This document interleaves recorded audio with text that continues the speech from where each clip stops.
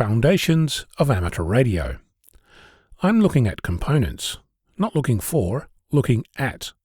I have them sitting on the bench in front of me, a collection of 6 variable capacitors and 6 inductors.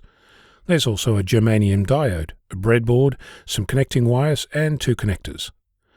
I don't quite need that many capacitors or inductors, and truth be told, a breadboard is overkill, but I found myself getting into the spirit of things, and for the tiny investment it seems like the thing to get, whilst you're dipping your toe into the art of electronic circuit prototyping.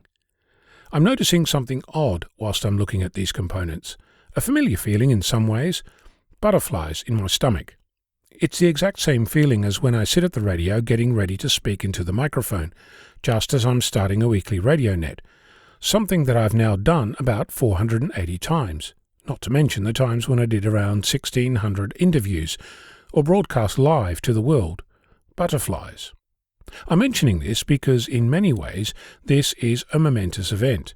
Not for the world, not for humanity, not even for the hobby, but for me. It's the first time I'm building a circuit completely from scratch.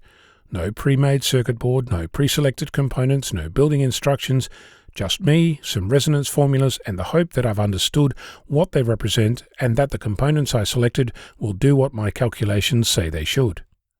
To make this even less exciting, there's no external power, nothing that's going to go boom or let magic smoke escape, nothing that will break if I get it wrong, but still.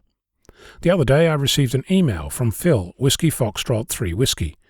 We've been exchanging email for a couple of years now. He's a member of the Mount Airy VHF Radio Club in Pennsylvania, in the United States.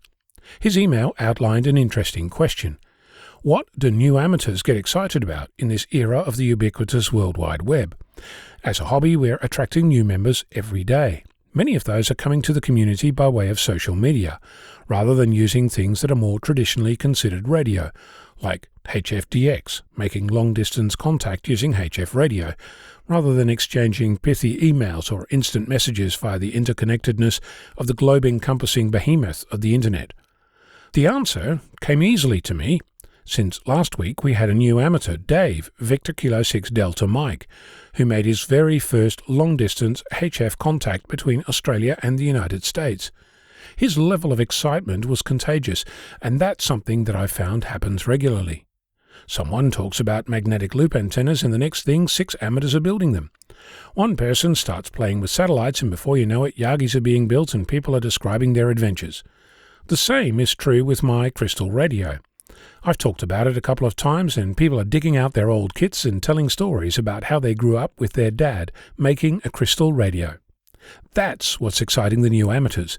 The internet is just an excuse to find each other, just like F-Troop is an excuse for people to turn on their communications tool of choice at midnight UTC on a Saturday morning to talk about amateur radio for an hour.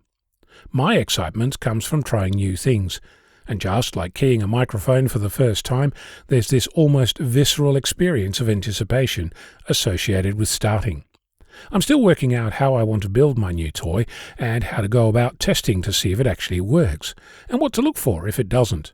I'm trying hard to resist tooling up with crazy tools like signal generators and oscilloscopes, instead opting to use things I already have, like LC meters and my ears. I can't wait until I can share how it goes. I'm Ono, Victor Kilo 6, Foxtrot Lima, Alpha Bravo.